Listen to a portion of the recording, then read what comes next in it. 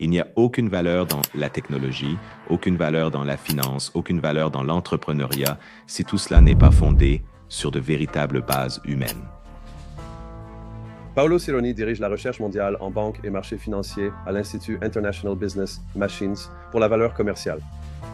L'une des choses que j'aime dans votre livre de 2021, Banque, FinTech et économie de plateforme, c'est le concept d'économie de plateforme. Il y a une très grande différence dans la façon dont les économies de plateforme fonctionnent dans les services financiers par rapport à leur fonctionnement dans d'autres secteurs de l'économie comme le commerce électronique. Je n'entends pas cela de la part des décideurs politiques, des grands entrepreneurs ou lors des grandes conférences. J'entends les discours habituels, les discours sur l'argent, les discours sur le pouvoir, mais pas les discours sur la valeur. Comment pouvons-nous construire un capitalisme basé sur la valeur qui permette aux gens de se positionner librement sur le marché tout en protégeant le maillon le plus faible, c'est-à-dire le client final ou le consommateur final? Vous voulez faire partie de quelque chose de plus grand? En vous abonnant, vous accédez bien plus qu'à un contenu incroyable. Vous rejoignez une communauté de personnes partageant les mêmes idées, passionnées par l'innovation, la technologie et le business. Abonnez-vous maintenant et construisons quelque chose d'incroyable ensemble. Bienvenue dans la famille.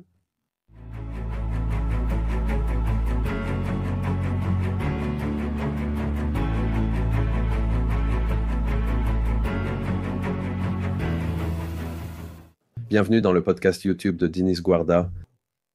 Une fois de plus, propulsé par citiesabc.com, businessabc.net et wisdomia.ai. Alors, nous continuons à présenter les leaders, penseurs et acteurs du changement mondial. Un monde qui est de plus en plus, je dirais, bouleversé et inspiré par les technologies, par l'intelligence artificielle, par beaucoup de choses différentes. Mais surtout, parce que nous mettons en avant dans cette série et ces portraits, ce sont les acteurs, ceux qui agissent. Aujourd'hui, je suis ravi d'accueillir Paolo Cironi, auteur à succès, podcasteur, conseiller de conseil d'administration et conférencier international, avec plus de 20 ans d'expérience en finance et fintech. Paolo Cironi est le responsable mondial de la recherche sur la banque et les marchés financiers à l'International Business Machines Institute for Business Value. Il supervise la recherche bancaire mondiale d'International Business Machines et fournit des analyses stratégiques aux grandes institutions financières. Il conseille les dirigeants sur la transformation des modèles économiques, exploitant la technologie pour un avantage concurrentiel et une croissance durable. Auparavant, il dirigeait la stratégie de portefeuille chez International Business Machines Risk Analytics, menant l'innovation et détectant de nouvelles tendances en gestion des risques. Il a aussi fondé Capitex, une coentreprise spécialisée dans l'externalisation des technologies de gestion des risques et des services cloud innovants pour la gestion de patrimoine et d'investissement. Paolo a aussi dirigé la gestion des risques chez Intesa Sanpaolo, où il a mis en place la gestion des risques de marché et de contrepartie, obtenant la première approbation réglementaire italienne pour des modèles internes. Paolo est l'une des voix les plus respectées de la fintech mondiale et possède plus de 25 ans d'expérience dans le secteur des services financiers. Il anime le podcast international L'étagère du banquier, où il interviewe des auteurs et des chercheurs des livres, articles et publications les plus passionnants du domaine. Paolo co-anime aussi le podcast Breaking Banks, une émission mensuelle de Breaking Banks et Provoke Media. Paolo Cironi est aussi conférencier principal, reliant finance et technologie par l'innovation stratégique. Il traite de la fintech, la gestion de patrimoine, des risques et l'avenir bancaire dans le contexte des économies de plateforme. Auteur à succès publié, ses livres figurent parmi les meilleures ventes en finance et technologie sur Amazon. Paolo Cironi, tu es Samuel, l'une des personnalités les plus fascinantes du monde financier et aussi une personne que je connais depuis de nombreuses années. Mais ce que j'aime chez toi, c'est ton énergie et ta passion, que ce soit pour la recherche, pour les entreprises, pour la banque, pour la finance, pour la fintech, ainsi que l'énergie que tu y mets, à la fois physique et intellectuelle. J'aimerais donc commencer par tes débuts. Si je devais revenir à tes années d'adolescence ou d'université, et tu as reçu beaucoup d'éducation, qu'est-ce qui a fait de toi la personne que tu es aujourd'hui, en particulier cette passion que tu as pour la recherche, pour la finance et pour rassembler toutes ces recherches fantastiques C'était pour te remercier de ton amitié, j'y tiens vraiment et je suis heureux d'être ici à parler à ton public également. Et je pense que il y a plusieurs choses. D'abord, comment puis-je synthétiser mon parcours professionnel, qui est en réalité un parcours de recherche? J'aime penser que c'est comme la Divine Comédie de Dante Alighieri, le grand poète italien. Il a essentiellement traversé un voyage très complexe de l'enfer au purgatoire, puis au paradis. Pour moi, l'enfer, c'est d'avoir été gestionnaire des risques quantitatifs dans la banque. J'aime la banque, j'aime la gestion des risques, mais j'ai vraiment vu toutes les coulisses des systèmes bancaires et aussi celles que vous n'avez pas vues. Je les connais et puis j'ai décidé de créer une fintech en Allemagne en 2008. Et vous savez, l'entrepreneuriat, c'est comme le purgatoire. On oscille sans cesse parce qu'on veut réussir, il faut se remettre en question, mais c'est une expérience incroyable. Ensuite, International Business Machines a racheté Capitex en 2013. Donc, j'ai rejoint International Business Machines et vous savez, c'est le paradis des technologies exponentielles. C'est de cela qu'il s'agit aujourd'hui. C'est sur toutes les lèvres le fait que la technologie avance si vite, mais au final, à travers ce parcours, j'ai gardé la constante qui est la chose la plus importante. J'ai essayé de comprendre l'être humain. D'accord? Donc, il n'y a aucune valeur dans la technologie. Il n'y a aucune valeur dans la finance, il n'y a aucune valeur dans l'entrepreneuriat si ce n'est pas fondé sur de véritables bases humaines qui ne sont pas seulement une éthique abstraite, mais une compréhension de la façon dont les gens interagissent avec la technologie. Alors, ce qui m'a motivé à garder cette perspective tout au long de ma carrière, comme colonne vertébrale de ma recherche, eh bien, deux choses. Quand j'ai été diplômé en 1994 à l'Università Cattolica de Milan, je me suis spécialisé en banque et marché financier et j'ai obtenu mon diplôme avec la note maximale 110 sur 110, comme on dit en Italie. Mais je me souviens que le principal manuel que j'ai utilisé, celui que mon professeur avait publié, commençait par une discussion de 20 pages sur la symétrie de l'information dans les services financiers. Je dois avouer que je ne l'ai pas compris. Et il m'a fallu un certain temps pour chercher les raisons pour lesquelles je ne l'avais pas compris. Et la chose était très simple. Ce n'était pas expliqué correctement, donc c'était faux. D'accord. Donc la symétrie de l'information est ce qui façonne effectivement le mécanisme de revenu dans les services financiers. En d'autres termes, on peut croire que quelqu'un en sait moins qu'un autre, et ce n'est pas vrai. Il est juste de dire que dans la tour moyenne des marchés de capitaux, il peut y avoir des traders qui sont des faiseurs de prix. Donc, le fait qu'il y ait plus d'autres qui sont des preneurs de prix, et les preneurs de prix doivent suivre. Mais dans l'ensemble, toute l'industrie est basée sur le service aux individus et aux familles. Et dans ce contexte, il arrive que quelques personnes prétendent en savoir trop sur l'avenir alors qu'elles ne savent rien de l'avenir, car l'avenir est ouvert. Personne ne peut prédire le marché et le... La majorité des gens ont peur de ne rien savoir sur l'avenir, mais il suffit d'être prudent. Et maintenant, c'est la croyance en l'asymétrie de l'information, que quelqu'un en sait plus qu'un autre, qui façonne la manière dont la confiance se construit dans les services financiers et la façon dont les gens prennent des décisions. Et c'est un élément très important parce que l'élément d'information est omniprésent dans tout ce qui se passe aujourd'hui, car la technologie de l'information consiste vraiment à partager l'information, mais vos données ne sont jamais complètes. Personne ne connaît vraiment, vous savez, le futur et le présent dans leur totalité. Donc, en partant de cette perspective, on comprend à la fois la puissance, mais aussi la limite de la technologie et comment transformer réellement l'essence des marchés financiers en sachant que oui, nous jouons simplement à ce jeu de croyances. Et le deuxième élément que j'ai partagé dans mes recherches était la crise financière en 2008. Donc maintenant, j'ai obtenu mon diplôme. J'ai travaillé pendant presque 15 ans comme responsable de la gestion quantitative des risques et le système s'est effondré. Je me souviens qu'il y a eu un discours d'Alan Greenspan devant la commission du Sénat aux États-Unis d'Amérique, où la commission, qui voulait comprendre la source de la crise financière, lui a demandé de faire un discours. Le président de la commission lui a demandé pourquoi cela arrivait. Et Alan Greenspan, l'ancien président de la Fed, a dit, eh bien, j'ai trouvé une faille dans le modèle. Et le président du comité répond, vous voulez dire que vous avez trouvé une faille dans la réalité? Et Greenspan répond, non, non, non, non, non, non. Il dit, qu'est-ce que le modèle? Le modèle est une conceptualisation de la réalité. Nous avons longtemps cru que les institutions financières sont irrationnelles et j'ai compris que l'efficacité des marchés n'est pas toujours réelle. Ce qui inquiète, c'est qu'il a dit qu'il fonctionne 30 ou 40 ans, puis arrête et je ne sais pas quoi faire. Maintenant, souvenez-vous qu'Alan Greenspan est à l'origine de ce que nous appelons aujourd'hui l'assouplissement quantitatif, ou l'injection de liquidité dans le système, en gros. Donc, essentiellement le fait que la Banque centrale intervient d'une certaine manière pour sauver l'économie et le marché, et en particulier les marchés financiers.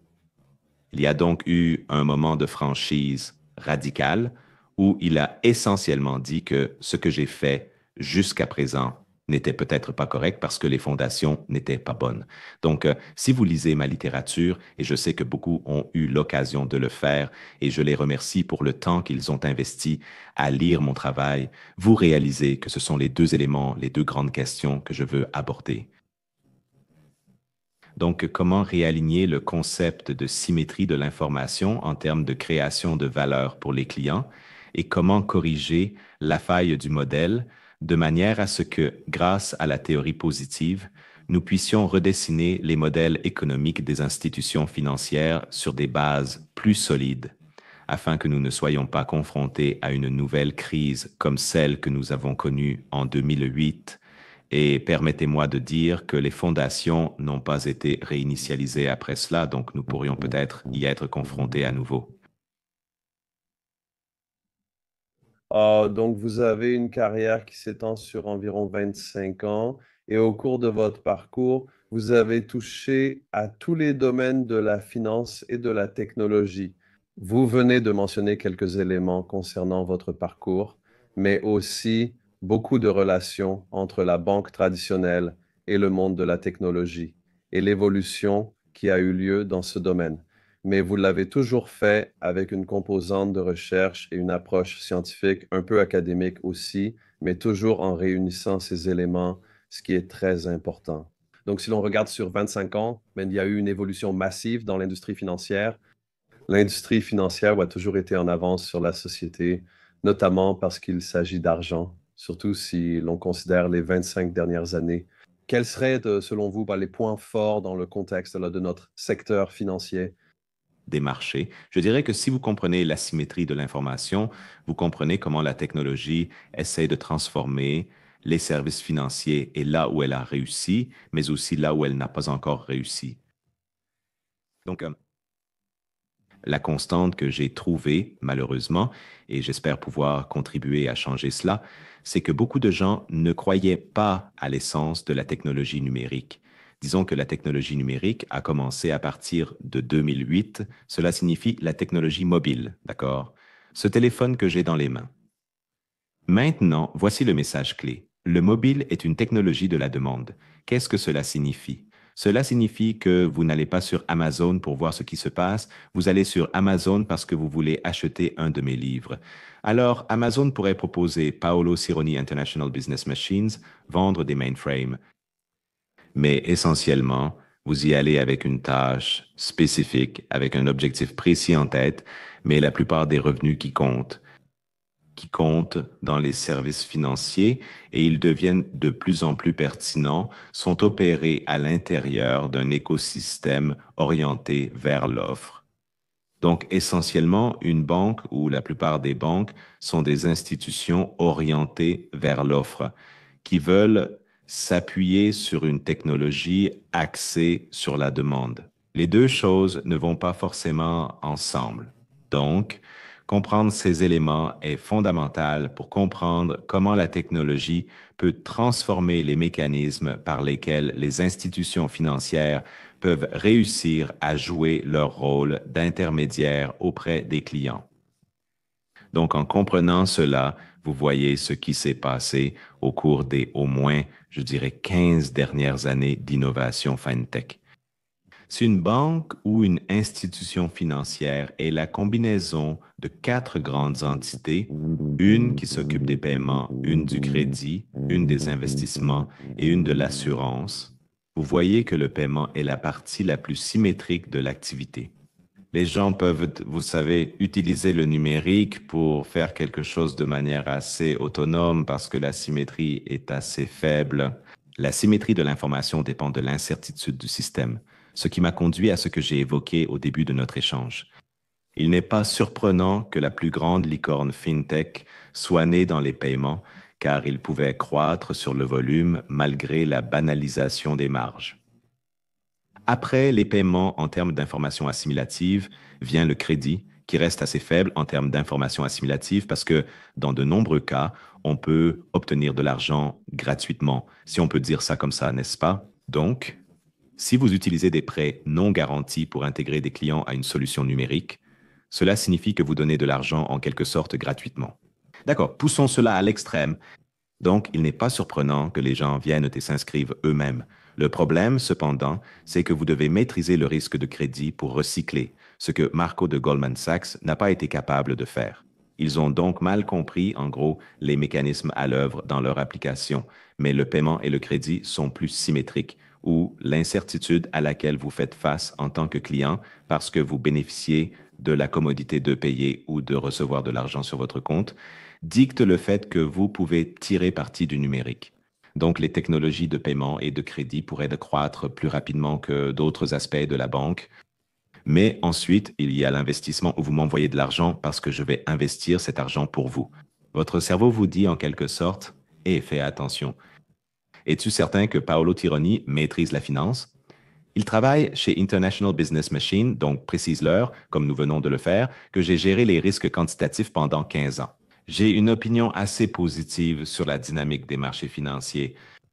Donc, cela signifie que l'investissement commence à ressembler davantage à un mécanisme de consommation orienté vers la poussée. Si je ne parle pas aux gens, je risque de ne pas pouvoir décider, donc je ne fais pas de transactions.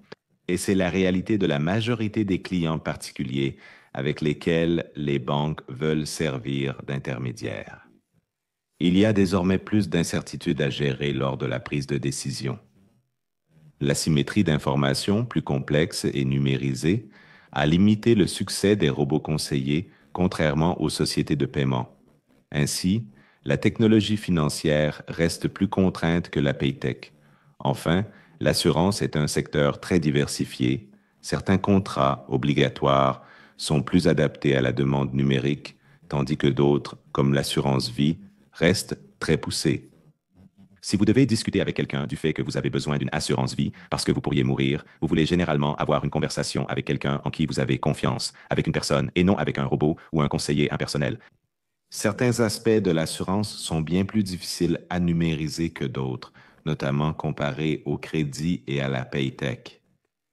Donc, pour conclure, on peut dire que c'est la compréhension des mécanismes d'attraction et de répulsion qui croisent le comportement humain et la technologie d'une manière différente des marchés de détail ou du commerce électronique qui dictent ce que nous avons observé au cours des 15 dernières années en termes de succès ou d'échec de l'innovation FinTech. Aborder cet élément à la fois en théorie et en pratique permet à tous ceux qui utilisent la technologie pour transformer les services financiers de réussir. Oui, il y a beaucoup de choses. Et en fait, nous sommes vraiment au début d'une révolution bien plus grande. Je souhaite d'abord évoquer votre carrière avant d'élargir la discussion. Alors, regardons votre œuvre en termes de publication. Vous avez un nombre important de livres. Je voulais juste pour notre public, bien sûr, tout cela sera disponible sur la plateforme où les gens nous écoutent. Donc, nous avons Banque et FinTech sur les économies de plateforme, Wiley, novembre 2021, Transparence des marchés financiers, Edizioni Academy Italiana, 2019. Markets and Financial Instruments, Directive. 2. Création de valeur pour les investisseurs. 2018, Innovation FinTech pour les conseillers mondiaux en investissement basé sur les objectifs et la gamification. 2016, et gestion moderne de portefeuille.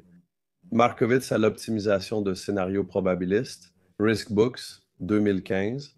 À partir de là, il y a toujours du nouveau et quelques livres supplémentaires à ajouter cette année. Donc, à partir de ces livres, il y a beaucoup de recherches et quand on fait un livre, il y a toujours des choses. Donc, pour notre public et pour les gens, je suis sûr, bien sûr, que dans l'industrie de la fintech, c'est bien connu, ainsi que dans la banque et la finance, mais pour un public plus large et pour les jeunes qui nous écoutent, moi. J'ai un public composé de jeunes et aussi de professionnels, donc un peu deux axes, et j'aime bien résumer cela en deux mots. Quels seraient vos points forts?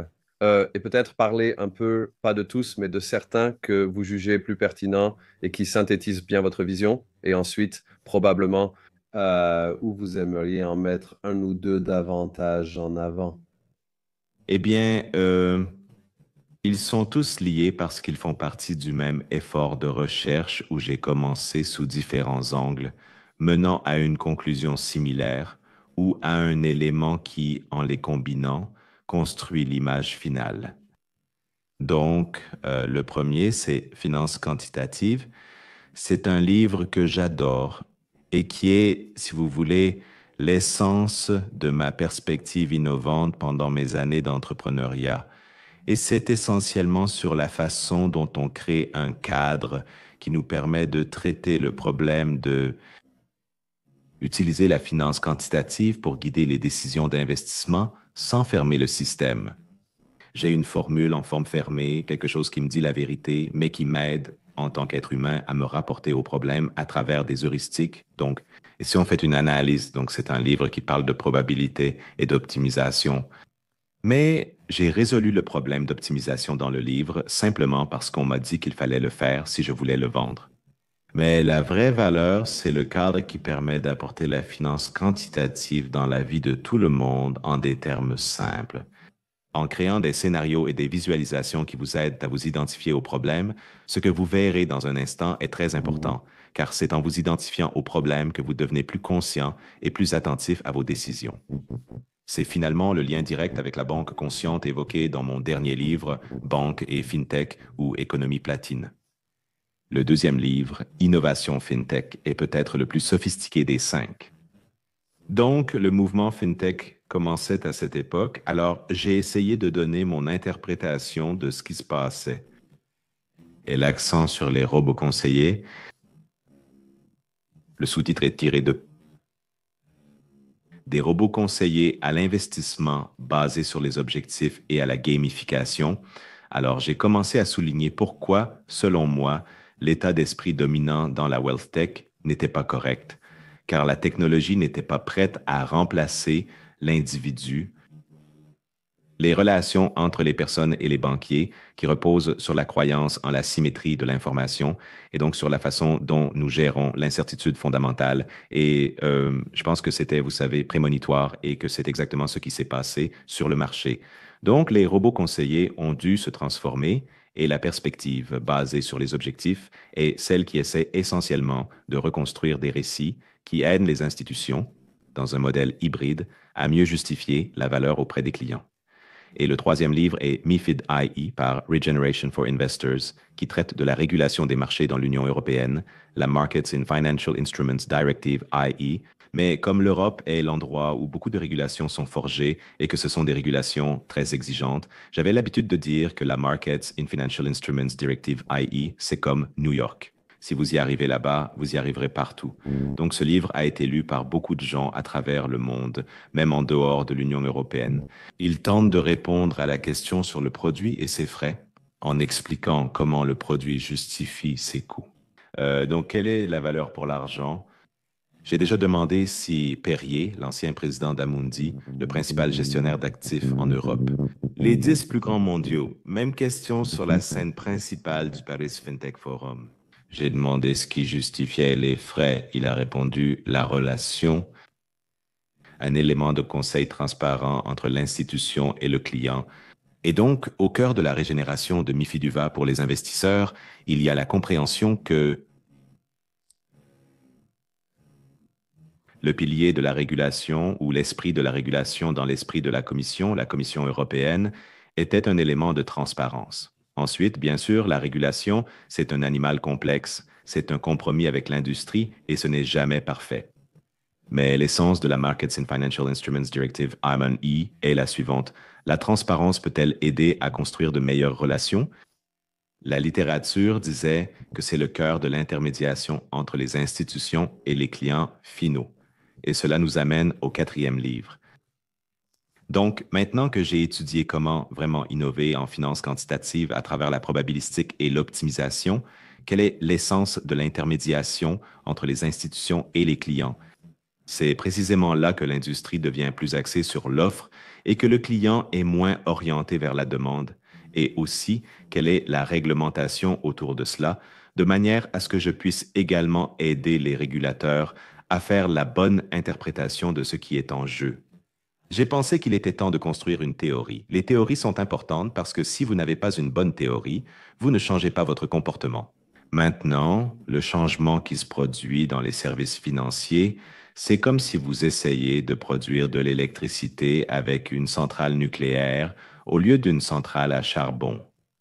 Ne changeriez-vous pas la théorie de la physique sous-jacente? Parce que si vous utilisez la théorie de la physique classique, cela mène à un désastre, n'est-ce pas? Donc, j'ai pensé qu'il nous fallait aussi une nouvelle théorie pour guider la façon dont nous appliquons la technologie afin de transformer les services financiers, et c'est la théorie et les principes de la transparence des marchés financiers. Mon quatrième livre est comme un essai. Il fait 50 pages. Je dis qu'il a consommé mon cerveau. Parce que je voulais être très concis, et c'est une théorie positive. Une théorie positive signifie qu'en redéfinissant de manière plus raisonnable les macro-fondements biologiques des marchés financiers, qui sont une incertitude fondamentale et l'irréversibilité du temps, nous pouvons maintenant concevoir de nouveaux modèles économiques qui fonctionnent, où les entrepreneurs, les banquiers peuvent être rémunérés pour leur travail tout en maximisant la valeur pour les clients. C'est une approche bien plus équilibrée et c'est cela qui, en pratique, répond aux deux problèmes qui ont façonné ma curiosité de recherche. La symétrie de l'information n'est qu'une illusion. En le reconnaissant et en étant transparent, nous savons comment y faire face autrement. Et le fait qu'il y avait une faille d'Armod dans le modèle qu'Alan Greenspan a identifié, et maintenant, nous avons un nouveau modèle d'affaires ou un ensemble de stratégies commerciales qui peuvent nous sortir de cette impasse.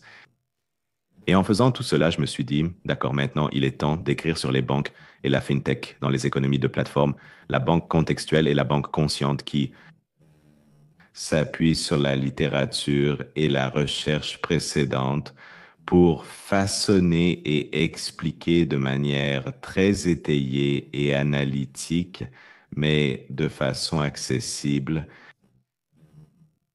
ce qu'est fondamentalement la transformation des services financiers, car elle émerge, nous y allons un peu à la fois, mais comprendre exactement ce qui se passe nous permettra d'accélérer la transformation en allant immédiatement ou plus rapidement dans la bonne direction, au lieu de passer par des étapes, de faire beaucoup d'erreurs et ensuite de rencontrer des problèmes en chemin.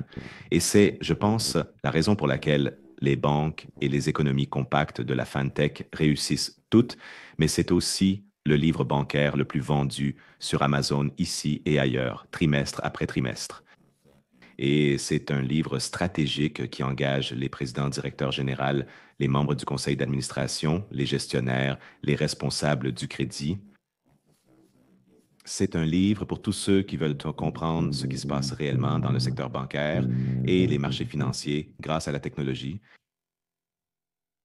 C'est une réalisation impressionnante et je pense que tu continues à repousser les limites, mais aussi j'aime le fait qu'il y ait toujours un pont entre l'industrie, l'académie et la technologie, ce qui n'est pas facile à réunir parce que Beaucoup de recherches faciles pour l'écosystème. Oui, tout le monde doit être impliqué, sinon ça ne fonctionne pas. c'est un élément crucial. Donc, tu as un poste chez International Business Machine où tu diriges la recherche mondiale sur la transformation bancaire. Alors, parle-nous de ça. Et pour ceux qui ne savent pas comment ça fonctionne, je pense que c'est toujours important. International Business Machines, bien sûr, est une grande marque mondiale. C'était autrefois la plus grande marque technologique de la planète. Elle reste leader dans beaucoup de domaines. Alors parle-nous de ça et comment tu contribues aussi à façonner cela. Actuellement, je suis le responsable mondial de la recherche dans le secteur bancaire et les marchés financiers pour le International Business Machines Institute for Business Value. Beaucoup de mots. L'Institute for Business Value est le centre de réflexion d'International Business Machine. Nous existons depuis un peu plus de 20 ans et c'est là que nous faisons le lien entre le business et la technologie, en sachant que la technologie inspire parfois, mais qu'elle est surtout une condition préalable pour transformer les opérations et les modèles économiques, quel que soit votre secteur. Dans mon cas, je me concentre sur les services financiers, en particulier la banque et les marchés financiers. Et le type de travail que je fais de la recherche. Je réalise des enquêtes mondiales. Je parle continuellement avec des clients chaque semaine. Certaines de ces conversations sont également publiées sous une forme éditée, dans ce que nous appelons la voix des acteurs, et cela me permet d'apporter au public une compréhension de la transformation du secteur. La technologie qui est filtrée à travers les yeux et l'expérience d'une variété de clients qui viennent de fournisseurs de technologies bancaires, de fintech, et en particulier des licornes, donc ceux qui ont réussi et qui sont les plus performants.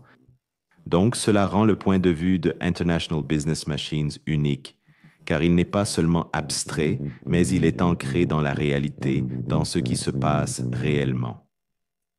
Et si je peux le dire de façon très succincte, vous pouvez comprendre la transformation du secteur bancaire de cette manière. Avec la technologie. Il y a environ 15 ans, lorsque la crise financière a commencé, toutes les banques ont dû restructurer leurs coûts et c'est à ce moment-là que la technologie mobile telle que nous la connaissons aujourd'hui est née, comme le smartphone.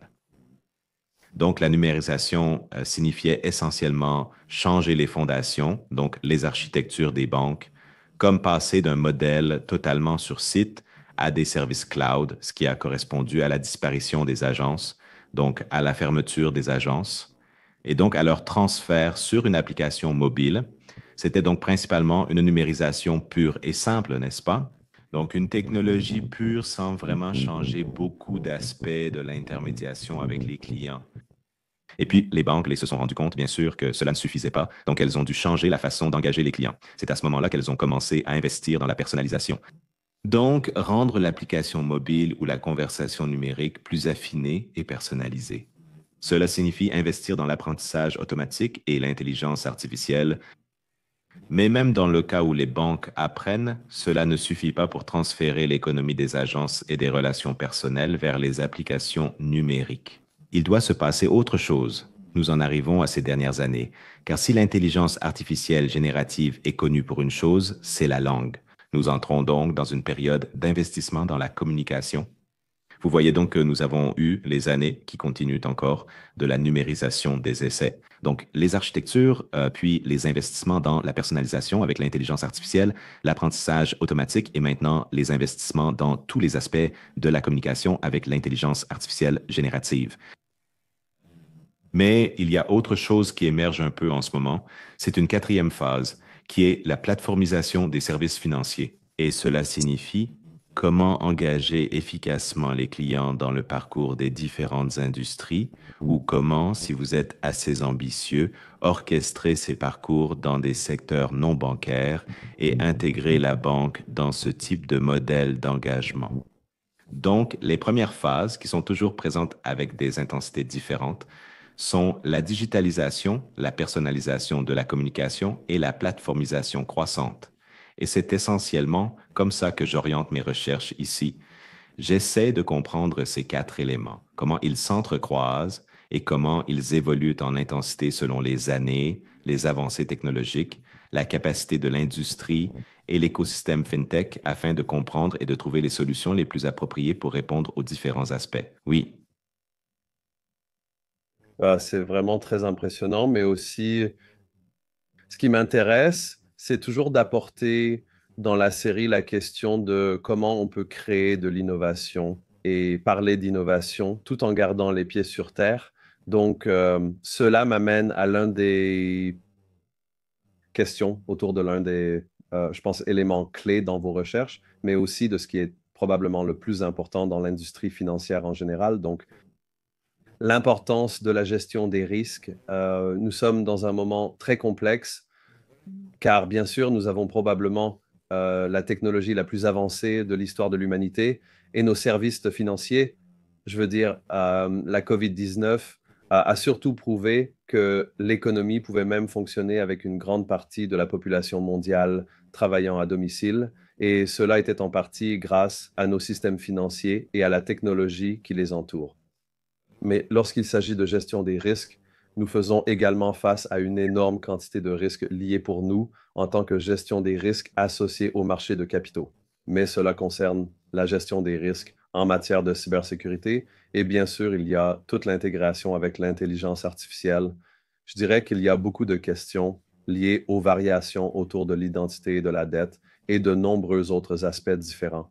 Comment percevez-vous la gestion des risques dans l'industrie financière? Permettez-moi d'abord de dire que la seule chose qui a maintenu l'économie en marche, c'est la dette, car la dette publique a augmenté à un niveau sans précédent, au-delà de ce qui se passait dans les services financiers. Mais je pense que la gestion des risques est la perspective clé et concentrons-nous sur un aspect de cela qui est l'intelligence artificielle. Dans les perspectives mondiales pour la banque et les marchés financiers de 2024, publié en janvier 2024 pour la valeur commerciale, j'ai dit que, tout comme chaque banquier est un gestionnaire de risque, c'est ce que disaient les présidents directeurs généraux de banque dans les années 1990, parce que la gestion des risques est au cœur de la banque et ils n'ont pas toujours bien géré les risques. À l'avenir, chaque banquier devra être un gestionnaire des risques liés à l'intelligence artificielle car cette technologie est de nature probabiliste et non déterministe, ce qui représente un changement dans la façon dont les départements technologiques des institutions financières fonctionnent, car auparavant, la technologie se contentait de recueillir les besoins et, grâce à une technologie déterministe, essayait d'y répondre et de les résoudre.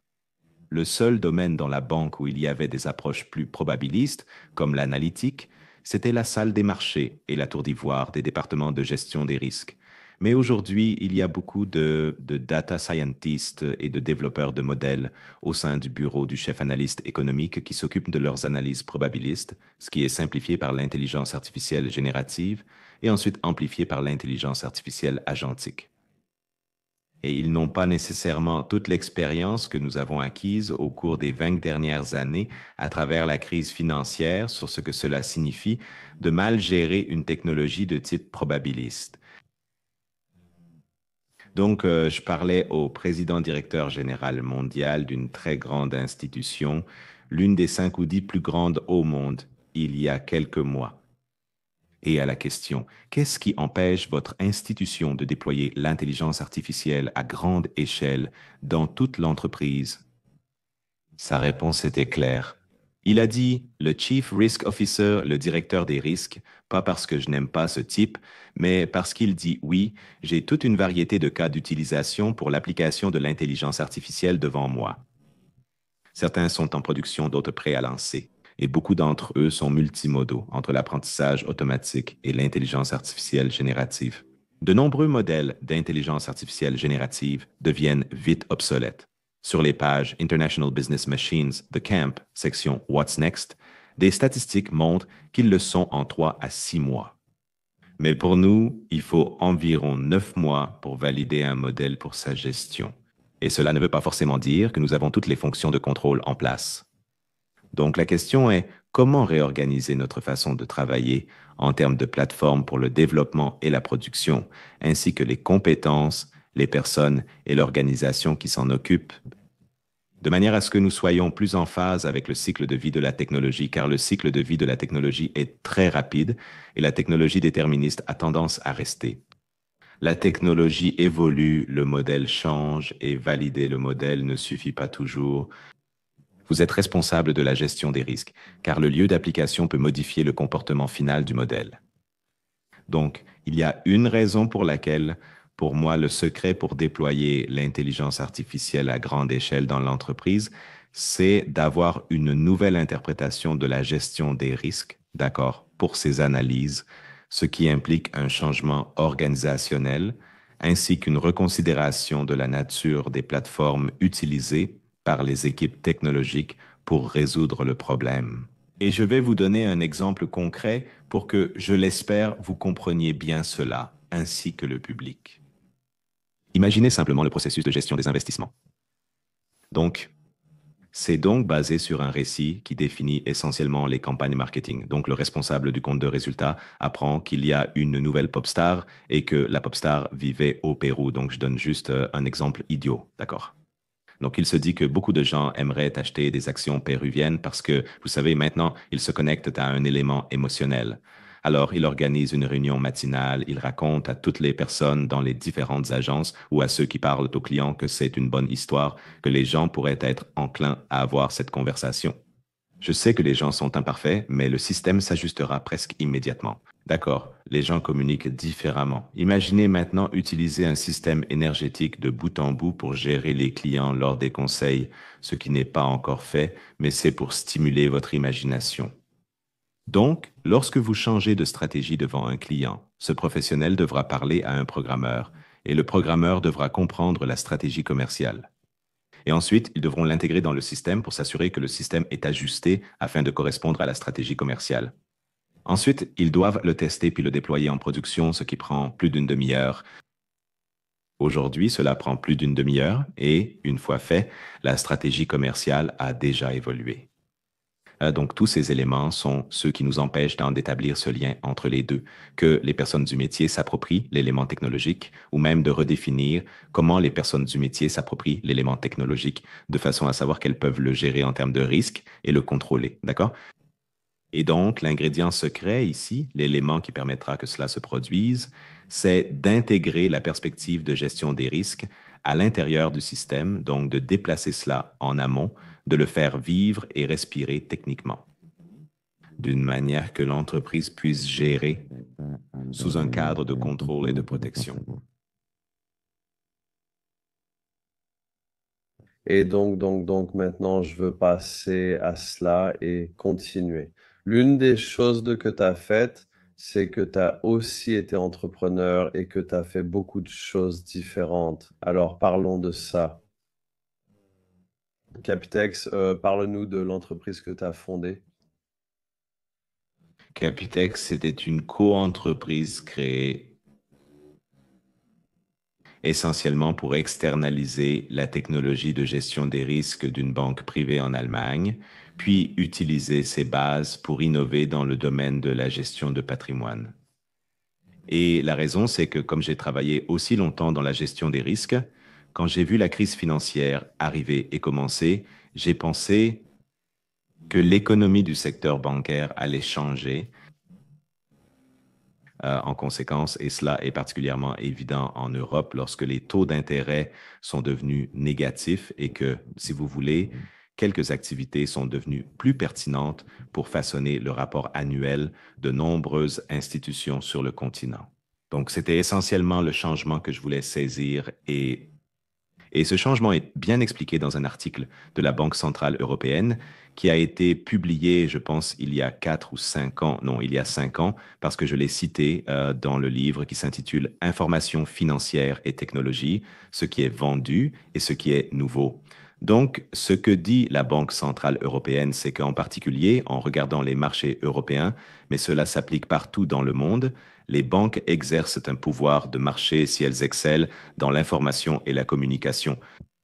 Alors, qu'est-ce que l'information? L'information, ce sont les données à l'intérieur du système bancaire central d'une institution qui proviennent principalement des transactions, donc des paiements, et de la compréhension des sélections adverses, donc de la fonction de crédit.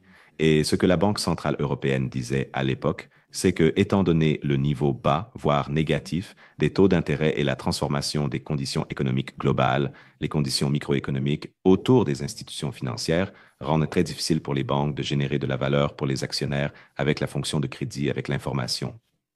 Donc, ce qu'ils doivent faire, disait-il, c'est s'ouvrir, construire une architecture de type Banking as a Service pour se connecter via des interfaces de programmation d'applications avec des écosystèmes bancaires ouverts composés de fintech et d'autres industries, essentiellement pour atteindre les clients sous différentes formes. D'accord. Ils ne sont pas contraints dans la manière d'utiliser l'information par des relations qui sont liées autour du système bancaire central. Et cela, périmètre. Donc, il faut ouvrir le système bancaire central à ces interactions d'open banking et d'open finance. Mais en même temps, les chercheurs de la Banque centrale européenne reconnaissent que la communication est aussi importante et en réalité, la communication devient même plus importante que l'information pour définir la rentabilité des institutions financières aujourd'hui.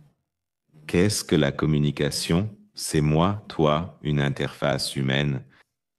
Moi qui te parle de la symétrie de l'information, celle mentionnée plus tôt, pour que tu prennes une décision financière à travers une conversation avec moi. Il demande comment peut-on numériser une communication. À l'époque, la génération 6 n'existait pas, n'est-ce pas? Il était donc difficile de comprendre comment rendre la banque conversationnelle efficace. Donc, en 2008, j'ai pensé que la communication était au cœur de la gestion de patrimoine. Si je déchiffre le code de cet élément de communication, je découvre un nouveau modèle économique pour les institutions françaises.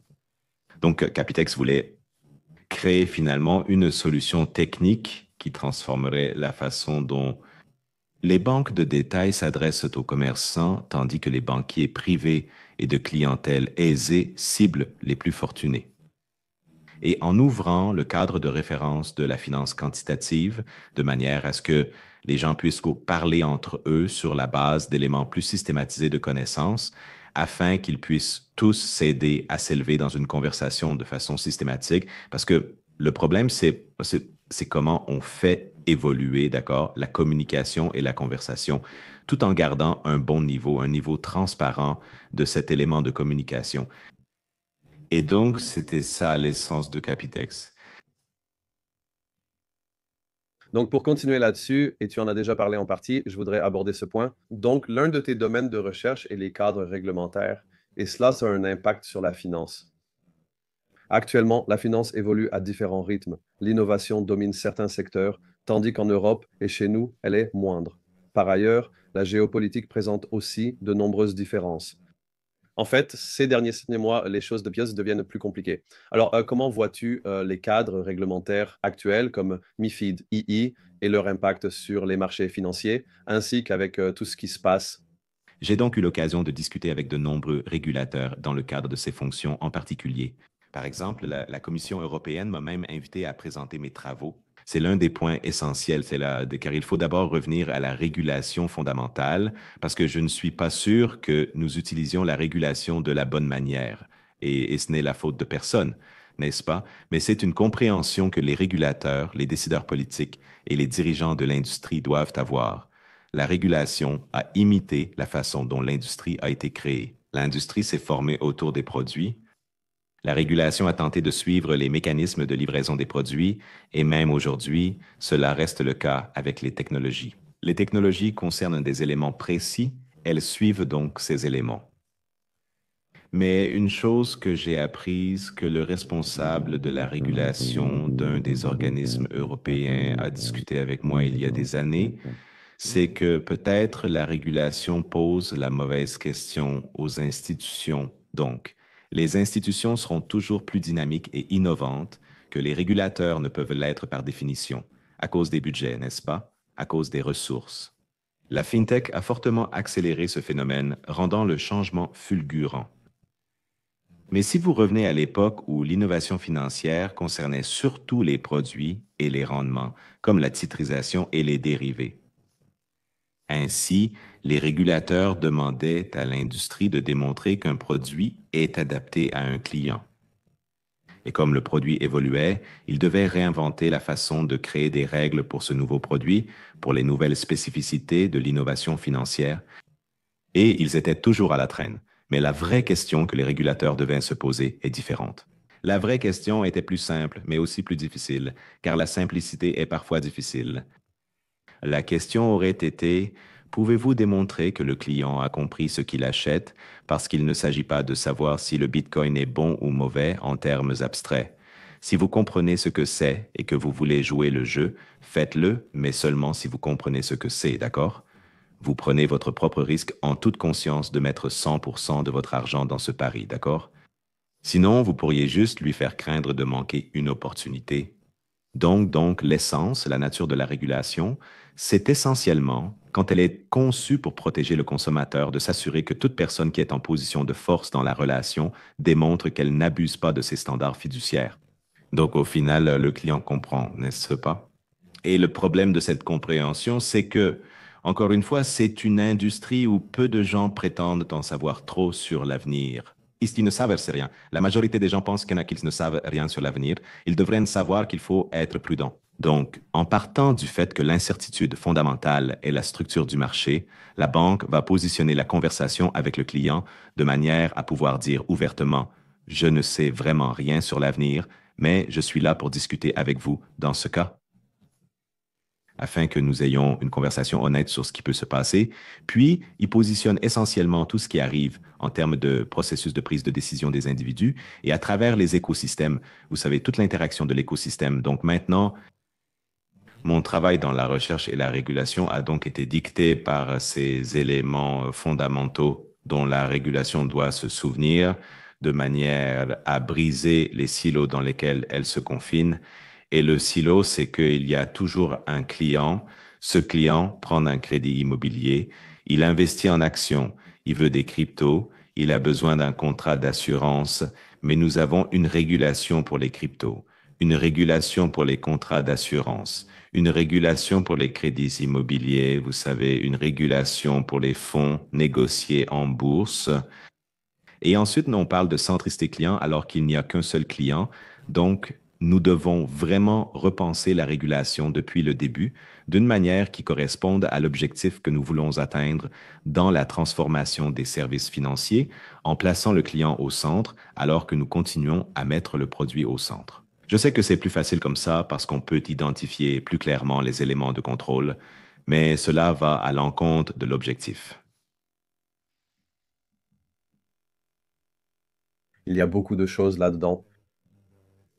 Hayden, est-ce qu'il y a 5 livres et beaucoup de recherches? Je sais, il y a un endroit qui, je crois, est en train d'être réaménagé en raison de la situation économique mondiale, mais je pense que c'est un autre podcast en soi. Donc, l'une des choses que j'aime dans ton livre de 2021, c'est les banques, la fintech et les économies de plateforme. C'est le concept d'économie de plateforme. Donc, j'aimerais développer ce point parce que je pense que ce concept n'est pas vraiment mis en avant, surtout dans l'éducation et le monde des affaires.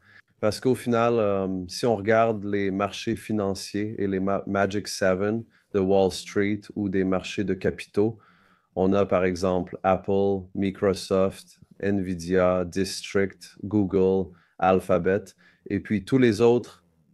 Et les autres acteurs ont presque plus de valeur en termes économiques qu'une grande partie de l'économie mondiale, et ce sont des économies de plateforme en soi. Mais il y a aussi les banques comme économie de plateforme et tout l'aspect numérique. Je sais que votre domaine ici concerne surtout les fintech et tout ce qui s'y rapporte, donc j'aimerais que vous développiez le concept d'économie de plateforme tel qu'il est présenté dans le livre, mais aussi que vous l'élargissiez un peu, c'est ma provocation ici, d'accord? Si.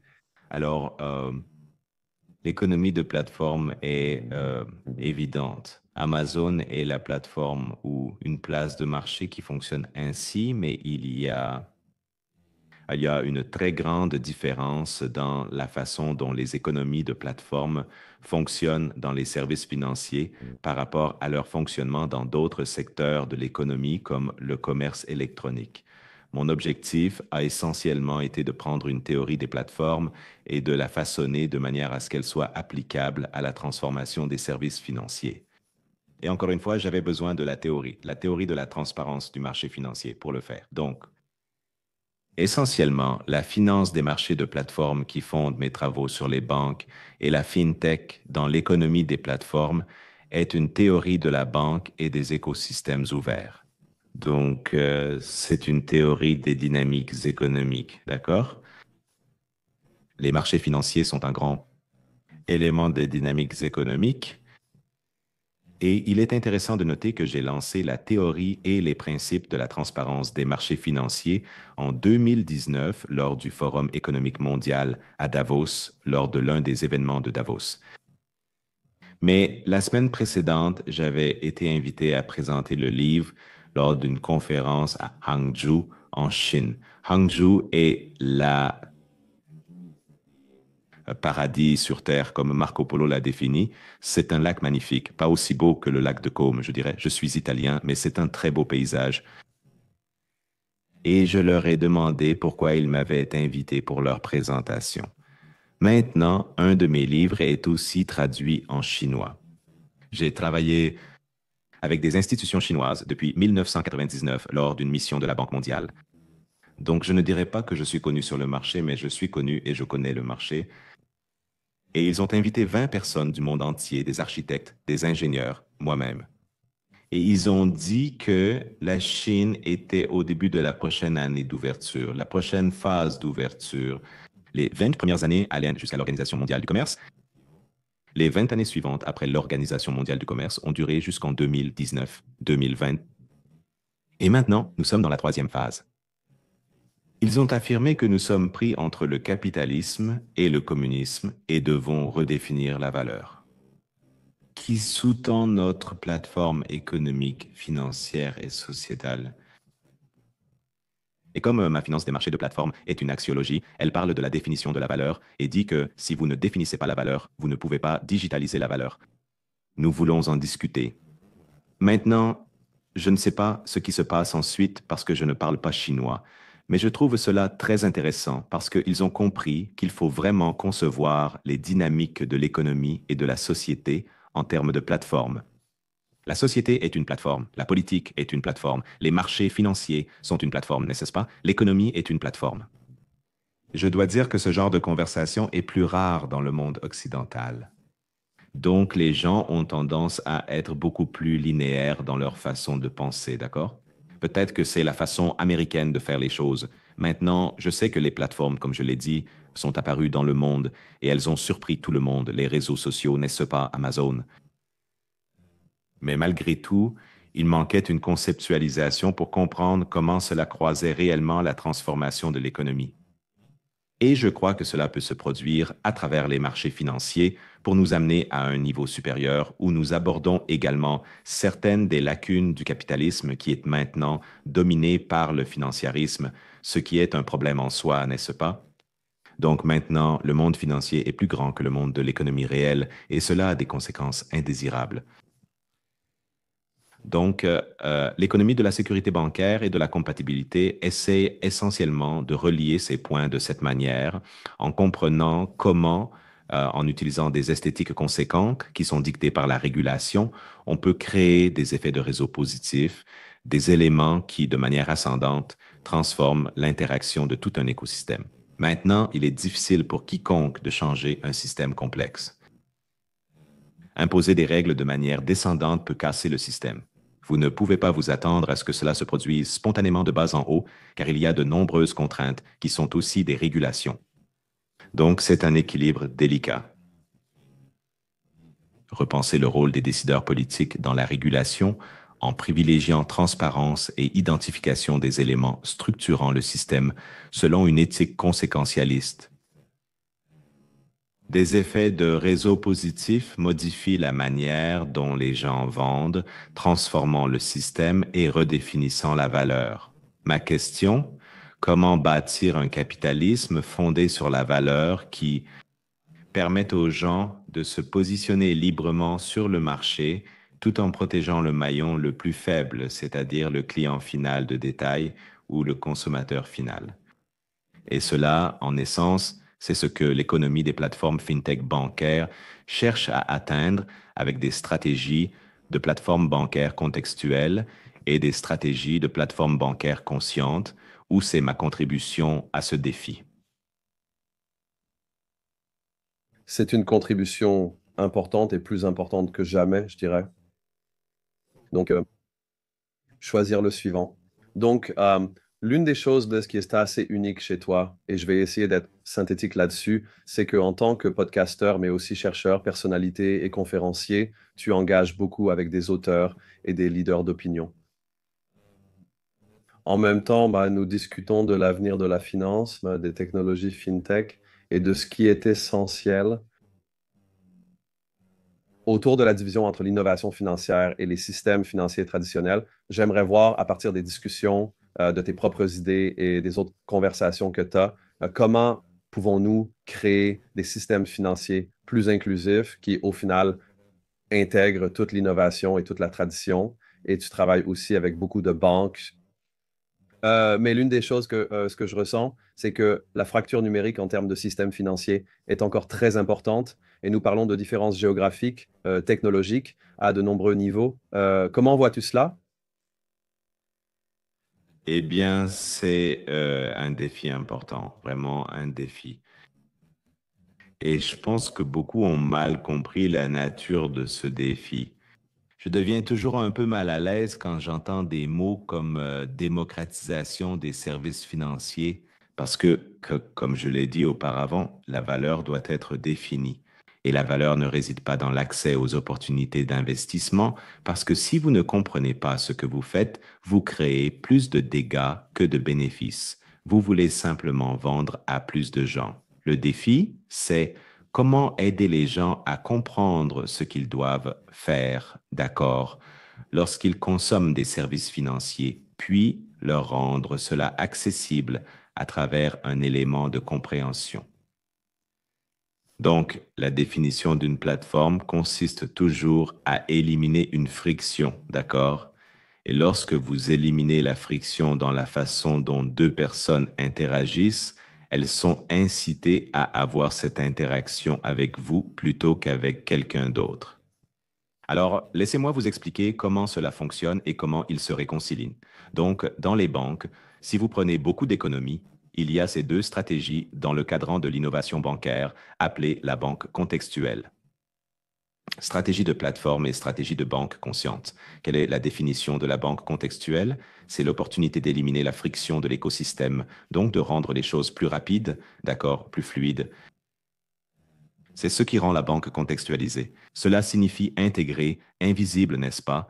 Donc, être invisible, cela veut dire que vous n'avez pas à penser à la finance, n'est-ce pas? Ou à aller à la banque faire une transaction. Vous pouvez le faire directement, à ce moment précis, à l'endroit où le besoin se présente. Et cela a pour conséquence que, ce faisant, vous créez de la nouvelle valeur. Par nouvelle valeur, j'entends qu'elle ne réside pas dans les transactions, qui deviennent vite une commodité. La valeur se situe au niveau de l'ensemble de l'interaction économique, mais clairement, lorsque vous éliminez une friction, vous éliminez aussi un moment de réflexion. Donc, ce n'est pas toujours positif en soi. Pour le paiement, évitez d'acheter plus que ce que vous avez, un risque lié aux cartes de crédit comparé à l'argent liquide. Cela peut passer, mais pour le crédit, comme le acheter maintenant, payer plus tard, il faut rester très prudent car on associe facilité de paiement et dette. Et cela peut être abusé. Ainsi, nous avons vu que dans certaines parties du monde où ces moyens numériques ont eu plus de succès, ce que l'on pensait être de l'inclusion est devenu un piège de l'endettement pour de nombreuses personnes. Maintenant, de l'autre côté, j'ai la stratégie platine de la banque consciente où je dis qu'il s'agit du besoin de démontrer la valeur au client, donc d'éliminer la friction liée à la connaissance. Pense simplement à la façon dont tu expliques la durabilité, d'accord, dans une conversation avec quelqu'un d'autre, qui est un concept complexe. Ce n'est pas aussi simple qu'on le croit, car il faut prouver l'impact. C'est ce qui rend la banque consciente. Ça veut dire transparent, d'accord?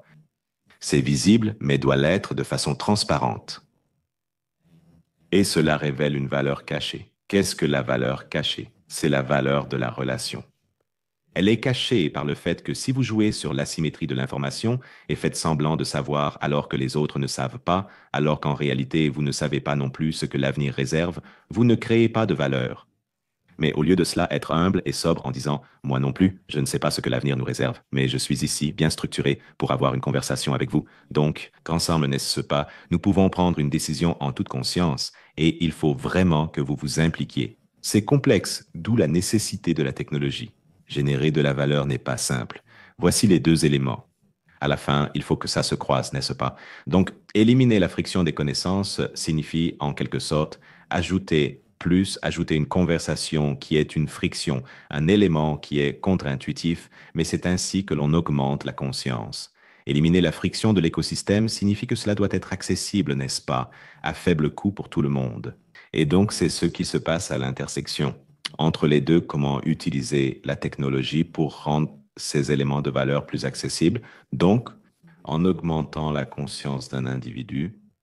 Et en faisant cela, donc, des capacités fluides élèvent la conscience de l'écosystème. D'accord, et cela peut sembler abstrait, mais en réalité, cela a des conséquences profondes, parce que cela change la façon dont nous gérons individuellement les produits financiers.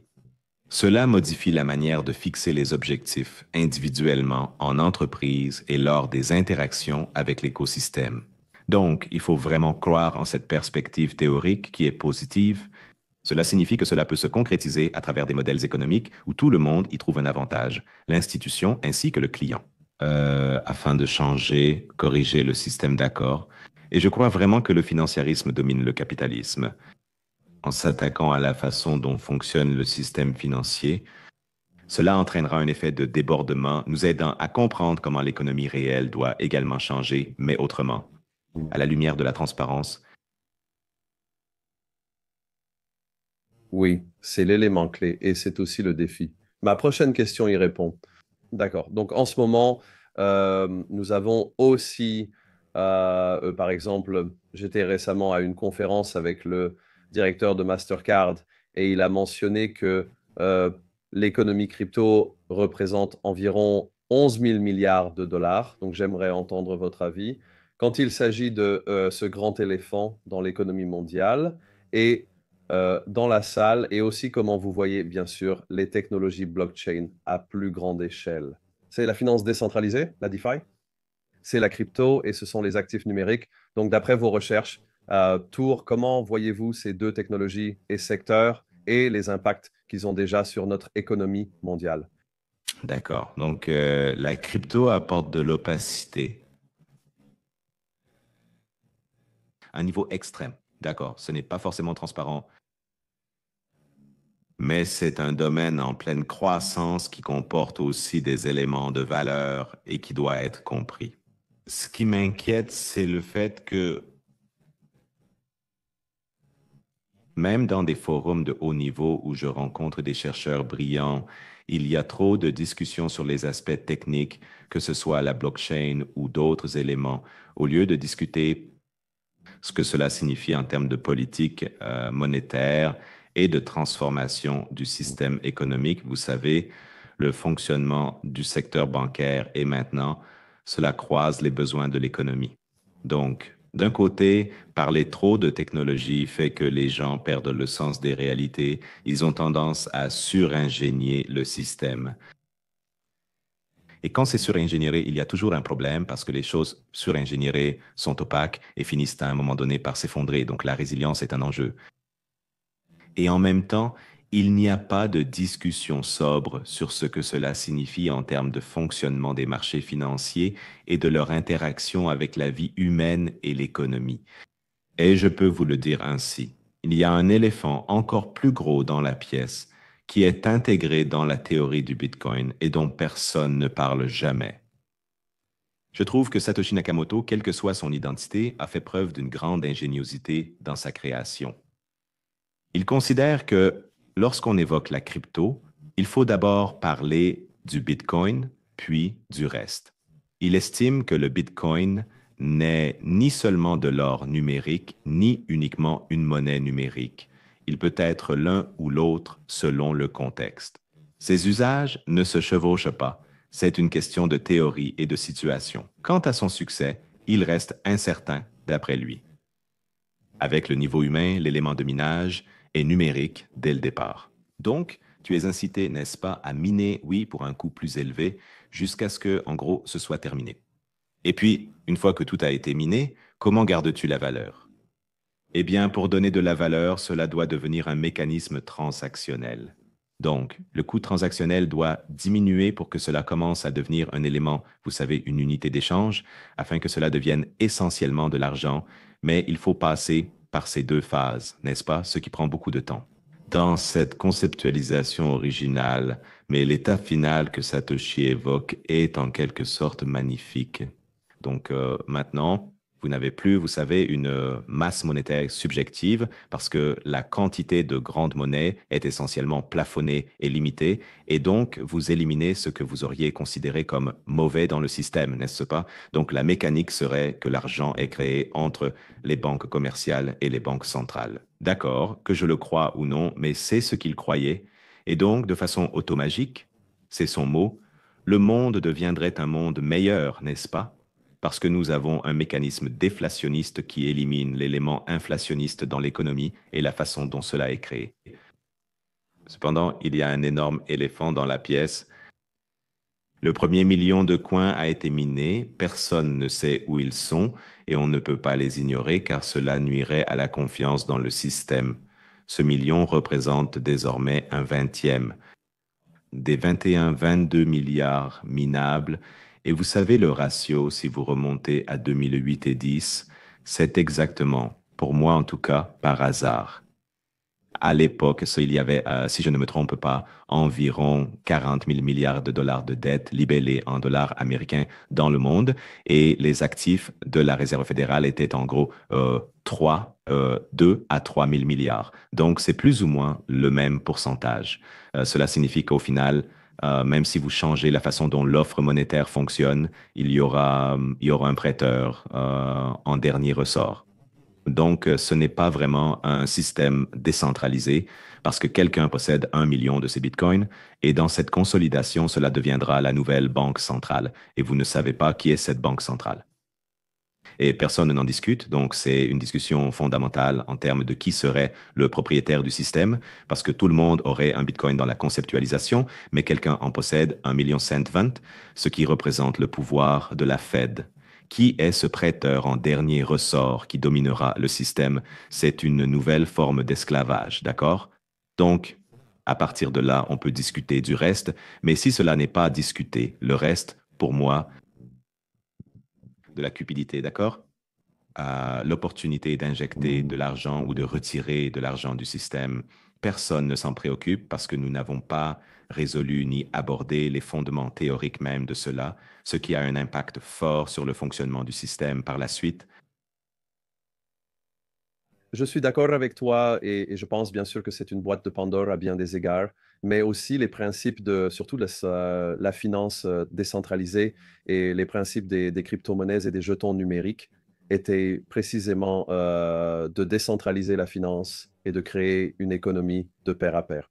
Bien sûr, nous savons que c'est bien plus complexe que cela. Et ce n'est pas du tout décentralisé. Certaines plateformes dominent et les lieux d'échange se concentrent. Donc même dans la finance décentralisée, il n'y a rien de vraiment décentralisé parce que tout tourne autour de quelqu'un d'autre. La plateforme, tout tourne autour de la plateforme, oui. Non, mais je pense que l'innovation autour de la blockchain a apporté des choses fantastiques. Il s'agit plutôt de la manière dont nous créons, comme tu l'as mentionné tout à l'heure, d'abord j'ai créé de la transparence et ensuite j'ai recréé des règles.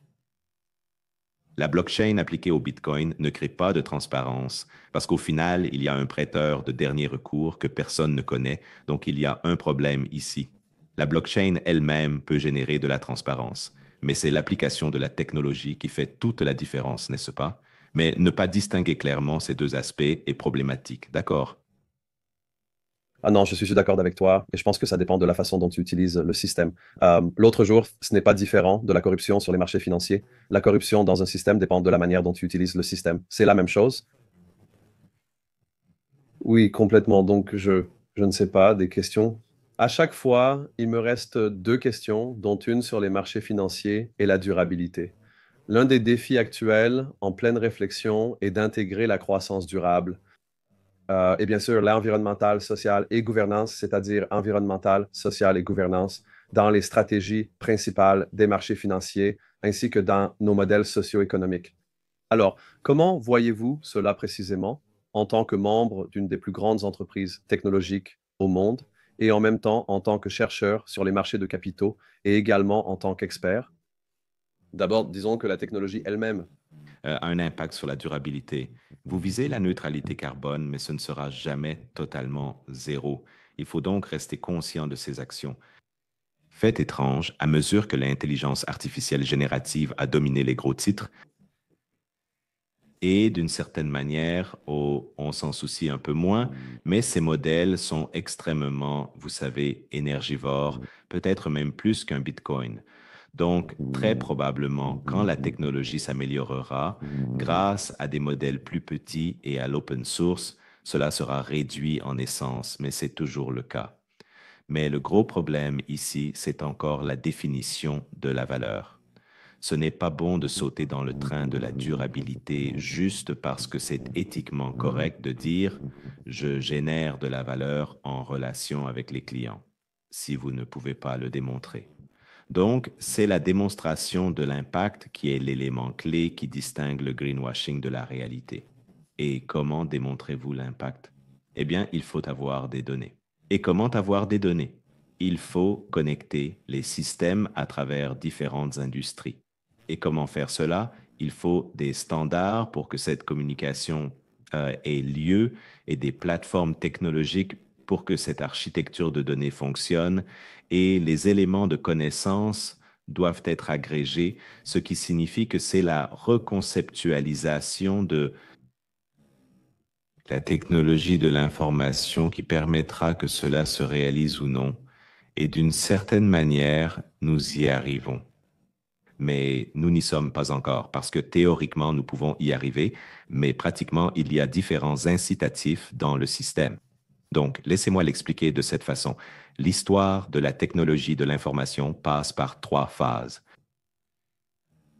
Dans les années 1970, la technologie de l'information signifiait surtout du matériel avec peu d'informations. Même l'ordinateur était alors difficile d'accès, un simple achat. Mais Après, c'est assez indifférencié. C'est vrai qu'il y a certains serveurs qui sont meilleurs pour certaines industries que d'autres à l'utilisation actuelle, mais vous savez, les différences, n'est-ce pas, sont minimes comparées à ce qui se passe aujourd'hui avec les logiciels. Dans les années 80, au contraire, les logiciels ont commencé à apparaître dans le monde. C'est alors que l'information et la technologie deviennent toutes deux du capital, au même niveau. Et le logiciel a la caractéristique d'être plus personnalisé parce qu'il est utilisé par un individu. Il y a un homme d'affaires, d'accord, qui définit son intention à travers l'interface. Et c'est là que, vous savez, la loi de Moore qui dominait la technologie jusqu'à ce que la technologie de l'information arrive, commence à approcher une limite, du moins c'est ce que nous pensions il y a encore quelques années. Et le logiciel est plus complexe à prévoir. Les personnes travaillant dans la stratégie des technologies de l'information étaient plus inquiètes, car il n'existe pas de loi pour les logiciels. Vous ne savez pas quand il est développé, ni vous savez combien cela peut être consommé. Mais le changement s'est produit à nouveau dans les années 2000, en particulier en 2010, après l'affirmation de la technologie mobile et la façon dont le cloud est devenu la norme. Nous sommes passés de l'ère où l'information était petite et la technologie grande. La technologie de l'information lorsqu'elles utilisent la même police de caractère. L'information, grande technologie, petite parce qu'il s'agit de données. Tout tourne autour de l'information et de sa façon de la partager. Donc il s'agit de la façon dont vous reconceptualisez les architectures afin que les données soient portables. Vos systèmes sont interopérables et compatibles au sein des institutions et entre les secteurs. Et l'autre chose aussi, c'est, vous savez, ce que International Business Machines a compris en termes de changement dans le monde, des architectures économiques du monde. Mais cela prend beaucoup de temps pour se concrétiser, ce qui limite aussi la capacité des institutions à démontrer un impact sur l'aspect de durabilité, car il faut vraiment être capable d'interagir avec un écosystème très ouvert en intégrant les données. Mais cela ne veut pas dire que vous ne pouvez pas le faire si vous le faites de manière sélective, en identifiant les partenaires qui sont plus capables techniquement et aussi en termes de compréhension de la façon dont ils peuvent utiliser la technologie pour construire ces éléments de transparence qui peuvent être partagés entre les institutions, par exemple sur la blockchain, où vous connectez plusieurs industries ou acteurs de différents secteurs dans un écosystème afin de rendre ces éléments d'information plus facilement consommables et disponibles de manière certifiée pour démontrer concrètement ce qui se passe sur le terrain. C'est là que je crois que la technologie croise la durabilité dans la nécessité de démontrer l'impact et donc la valeur. Malheureusement, cela ne veut pas dire que cela a été réalisé, car cela nécessite une gouvernance d'un écosystème qui croise les incitations humaines, etc. Ce n'est pas facile à mettre en place, mais c'est là que vous reliez vraiment les points. Sinon, cela devient à nouveau un simple contrôle de conformité, et ce n'est pas bon, car la valeur doit vraiment être générée. Oui. Tu l'as très bien formulé. C'est comment on crée de la valeur à partir de cela et aussi comment on regarde la réalité parce que ce n'est pas facile, surtout avec l'ancienne géopolitique et même le manque de clarté autour des différents protocoles pour définir ce que signifie la durabilité et tous les modèles qui s'y rapportent. Eh bien, je suis très libéral. Je crois que tant qu'il y a un fort élément de transparence, il faut laisser les gens décider. Et quand certaines personnes choisissent une voie ou une autre, cela crée un effet d'entraînement. Donc, rien de tout cela ne doit être imposé. Il ne faut pas imposer des objectifs. Il faut permettre aux gens de se positionner à travers la communication, mais cela doit être fondé, d'accord, et ensuite les choses se produiront. Comme je l'ai dit auparavant, le top-down et le bottom-up doivent d'une certaine manière se rencontrer dans le Juste au milieu. 100, ma dernière question, et cela fait 1 heure et demie, donc je veux respecter votre temps. Vous avez évoqué l'intelligence artificielle, mais je voudrais aller un peu plus loin. L'intelligence artificielle bouleverse le monde et prend le contrôle de nos modèles sociaux, économiques et financiers. Il y a beaucoup de discussions sur la création d'un revenu universel potentiel, sur l'avenir du travail, les emplois étant remplacés. Donc, comment percevez-vous cet impact sur les marchés sociaux, économiques et financiers? Qu'est-ce qui vous enthousiasme à propos de ce futur potentiel et quelles sont vos craintes ou considérations, en particulier en ce qui concerne l'avenir de la fintech et de la banque au cours de la prochaine décennie? Y a-t-il également des innovations, des tendances ou des préoccupations que vous souhaitez mettre en avant pour notre public? Donc, même si j'ai vu l'essor des grands modèles de langage arriver, j'ai aussi été surpris par la rapidité avec laquelle cela s'est produit. Vous savez à quel point l'accélération a été fulgurante. Nous avons toujours parlé d'accélération exponentielle, mais nous ne l'avions jamais vraiment vue. Et puis tout à coup, elle est là, n'est-ce pas? Et nous le voyons d'un point de vue plus large. Nous devons être très sobres et prudents lorsqu'il s'agit de parler de l'intelligence artificielle générale qui ne peut pas se produire de la manière dont elle a été discutée jusqu'à présent. Il y a un très bon livre intitulé Intelligence naturelle contre intelligence artificielle qui est un transcription d'un séminaire organisé par une banque en Italie qui avait Emanuele Severino, un philosophe défunt et très profond philosophe italien, et Penrose, prix Nobel de mathématiques, et ils s'en discutent et expliquent essentiellement que dans la théorie de la conscience, le langage naît de la conscience, pas l'inverse, parce que qu'est-ce que le langage essentiellement? Laissez-moi le dire ainsi, c'est un élément de la vie, d'accord? Donc, à mesure que l'être humain a réalisé que ils étaient confrontés à la mort, alors il lisait un récit pour se réconforter. Je simplifie un peu, d'accord? Et donc, le langage est là pour nous dire quelque chose.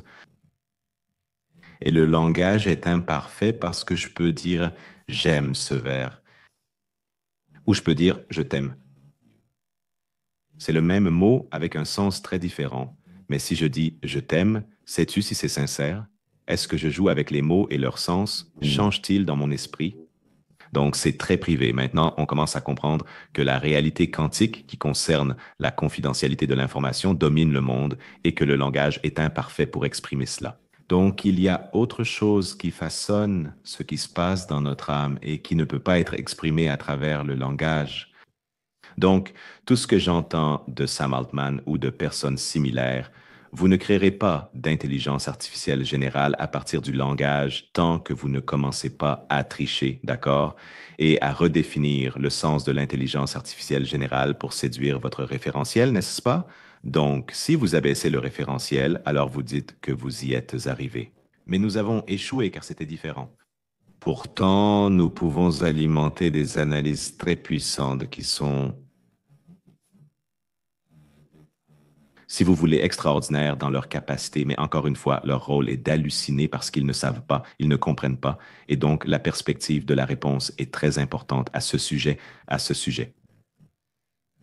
Donc tout ce qui tourne autour de la catastrophe, pour moi en tout cas, est super intéressant et mérite d'être discuté en espérant apporter une voix plus étayée, plus raisonnable sur le champ de bataille. Vous savez, pour ancrer tout le monde aussi, parce que si vous n'êtes pas ancré, vous ratez la valeur et alors vous ne générez pas de valeur. Vous ne pouvez générer que des problèmes. Et laissez-moi juste dire ceci. Je définis les bases macrobiologiques des marchés financiers comme l'incertitude fondamentale, car nul ne connaît l'avenir et le temps est réversible. Le temps pourrait ne pas exister, donc la physique n'en parle pas, mais c'est notre critère épistémologique pour interpréter la réalité. Cela donne un sens à la vie, et donc un but, et c'est exactement ce que la finance essaie de faire correctement. Je vous aime. Cela vous aide à vous positionner face à une certitude fondamentale en poursuivant vos objectifs personnels ou professionnels en même temps. Si vous observez la conscience, pas forcément son origine, c'est très discutable. Et discutons du sujet qui est c'est la dure vérité de la conscience. Le problème de la conscience, mais l'intensité de la conscience semble être une fonction de l'incertitude fondamentale. D'accord. Et notre compréhension épigénétique que nous savons que nous allons mourir. Nous devrons mourir dans environ 8 ans, 50 ans. Vous savez, ce n'est pas long dans l'histoire de l'univers. Et donc, ma recherche, qui n'est pas une façon de comprendre, ma recherche sur les marchés financiers est aussi une recherche autour de l'élément conscient. C'est pourquoi je parle de la banque consciente à la fin, qui est le véritable élément de valeur, n'est-ce pas? Comment pouvez-vous relier la finance à un élément de conscience? Parce que ce sont exactement les mêmes éléments qui définissent l'intensité de la conscience chez les êtres humains par rapport aux autres espèces sur la planète. Mais à part cela, je pense que l'élément clé que je veux vous laisser est le suivant. Lorsque Mario Draghi a quitté la Banque centrale européenne en 2019, 2 semaines avant de quitter ses fonctions, il commentait les taux d'intérêt négatifs et le fait que les banques voulaient obtenir des taux positifs, comme vous l'avez vu, quand ils augmentent, les banques gagnent de l'argent, n'est-ce pas? Quand ils baissent, elles peuvent se gagner de l'argent. Même si cela vient d'arriver, la situation macroéconomique reste complexe. Son commentaire reste valable aujourd'hui, malgré la hausse des taux d'intérêt qui pourraient redescendre. Mais les systèmes en ce qui concerne l'espace du crédit sont très différents aujourd'hui par rapport à ce qu'ils étaient il y a 20 ans. En gros, il a dit que les banques ne devraient pas se préoccuper du niveau des taux d'intérêt, donc les présidents directeurs généraux ne devraient pas, en gros, continuer à lier le sort économique de leurs entreprises à la dynamique des taux d'intérêt ou à la dynamique des marchés de capitaux. Au lieu de cela, les banques doivent adapter leur modèle économique pour tirer parti de la numérisation des services financiers. Les paroles des banquiers centraux sont importantes. Je n'ai pas dit de copier le modèle économique, mais de voir comment l'adapter. Adapter le modèle économique pour exploiter la numérisation des services financiers. Et j'entends beaucoup de gens dire, oh, l'innovation concerne les modèles économiques. Puis quand on leur demande quels modèles économiques, ils ont du mal à expliquer. Ainsi, les banques et les fintech dans l'économie de plateforme reposent essentiellement sur la théorie positive. La théorie de la transparence des marchés financiers examine quels sont ces modèles économiques émergents qui correspondent à une définition cohérente et fructueuse de la valeur, qui permet à tout un écosystème d'avancer en protégeant l'individu tout en apportant également des avantages aux intermédiaires qui doivent être rémunérés pour ce travail, qui tourne autour de, si vous voulez, la convergence des stratégies de plateformes bancaires contextuelles et conscientes. Donc, je pense que c'est la compréhension de ces éléments qui est fondamentale, encore plus que ce qui se passe avec la technologie, car une fois que cela est compris, le reste avec ses propres imperfections et la croissance exponentielle sera plus conséquente. Oui, j'aime la façon dont tu abordes le macro et c'est sûr, oui, il y a beaucoup de conséquences, surtout dans la manière dont tu vas voir ces choses se produire pendant que nous parlons, parce que tout se passe à une très grande vitesse. Un dernier point, parce que tu es allé sur le macro, j'aimerais juste poser une question très précise. J'ai abordé cela dans ma question, mais c'était beaucoup plus large. Donc, même avec ce genre de défi, avec l'intelligence artificielle et tout ce que tu as mentionné, perçois-tu le potentiel qui nous attend? En science-fiction présente depuis un siècle, il existe deux modèles principaux.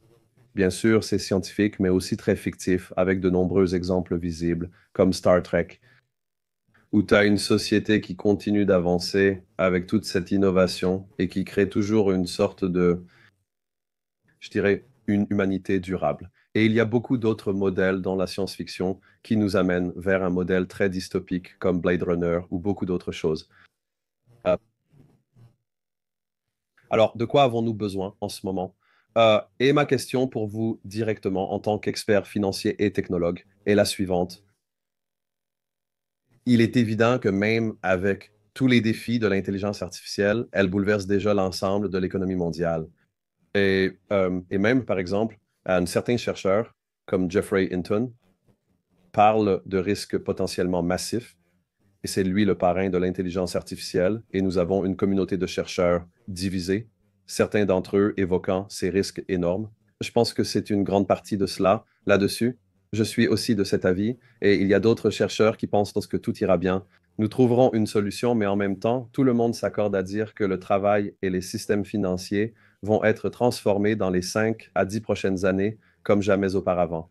Et on peut même créer plusieurs couches d'intelligence artificielle, un peu comme nous avions les colonies, nous aurons des pays qui seront colonisés par l'intelligence artificielle. Ce sont des sujets sur lesquels j'aimerais avoir votre avis en tant qu'expert, mais aussi en tant que chercheur et spécialiste des marchés financiers, parce que cela va nous concerner aussi. Si on regarde aujourd'hui, certaines des licornes de la fintech sont déjà plus grandes que la plupart des banques traditionnelles, à quelques exceptions près. Donc, il se passe beaucoup de choses à une vitesse impressionnante, mais nous n'avons pas encore connu de disruption aussi grande que beaucoup le prédisent. Mais j'aimerais surtout avoir votre avis sur le revenu universel. Comment voyez-vous cela à terme? Parce qu'au final, à la fin du COVID-19, cela s'est en partie produit dans certaines régions du monde. Dans d'autres, malheureusement, ils ont dû s'adapter et faire de leur mieux. Donc, c'est ma... C'est ton opinion, tu as été précis, mais cela concernait de nombreux points. Je pense aussi que la discussion sur le revenu universel a lieu parce que nous intégrons encore cette innovation dans le système défaillant qu'Alan Crispin a admis avoir une faille dans le modèle et la conséquence d'appliquer tout cela dans un système qui a une faille à sa base, c'est qu'il devient de plus en plus exclusif au lieu d'être inclusif. Ce qui s'est passé même avant que la technologie ne devienne si dominante, c'est que si vous regardez la répartition de la richesse aux États-Unis d'Amérique dans les années 50, le 1% des plus riches possédait autant que les 90% du bas, ce qui représentait, je crois, environ 27% de cette richesse. Dans les années 1990, c'était très différent. Le 1% du haut possédait beaucoup moins. D'accord, un peu plus de 10% et les 90% du bas possédaient beaucoup plus qu'avant. Donc, cela signifie que le capitalisme américain, à travers la production, devenait inclusif. Mais en 2022, d'après la dernière statistique du livre de Ray Dalio, la répartition était identique à celle des années 50. En somme, nous sommes revenus au point de départ après la Seconde Guerre mondiale, d'où notre trouble. Parce que même si un pays connaît une croissance de 5% du produit intérieur brut, mais que cette croissance n'est pas répartie en termes d'opportunités pour la population, est-ce vraiment une croissance? Est-ce que c'est du progrès? Donc, nous continuons à mesurer, même en sachant que le système est défaillant, le succès de la mauvaise manière et, par conséquent, lorsque nous entrons dans ce type de mécanisme. Lorsque nous appliquons la technologie, nous risquons, si vous voulez, d'accélérer ce processus au lieu de l'utiliser, vous savez, pour aller ailleurs. Donc, mais cela revient encore à la question de savoir comment nous définissons la valeur de la plateforme économique sur laquelle nous voulons appliquer ces technologies exponentielles de manière à ne pas renoncer à la capacité des individus à s'affirmer eux-mêmes. En disant simplement d'accord, personne ne travaille. Bien sûr, nous serons comme des philosophes. Vous savez, nous aurons un revenu de base, nous aurons recréé les conditions permettant aux gens de participer au développement économique et aussi de reconnecter leurs propres aspirations sur leur temps irréversible. Parce que si vous éliminez la perspective du temps irréversible pour les gens, vous n'avez pas de but. D'accord, donc tout cela fait partie de la façon dont nous essayons de survivre, mais aussi, vous savez, vous, Savez construire. une éthique qui nous unit, n'est-ce pas, autour d'un but individuel et humanitaire, etc. Et donc, c'est la raison pour laquelle il est inutile de discuter de la technologie si nous ne discutons pas d'abord de ces éléments techniques qui ont tendance à être surconçus des fondations de notre système, parce que sinon nous surconcevons, parce que nous continuons d'essayer l'impossible, n'est-ce pas, et nous nous coinçons dans un état de complexité plus élevé, et je n'entends pas beaucoup parler de cela. Discussion qui est la théorie des plateformes appliquée en même temps au marché financier, à la société, au modèle économique, qui doit être une compréhension commune, un point de départ fondamental pour rendre tout le reste imparfait, tel qu'il est, capable de générer plus de valeur que de dommages.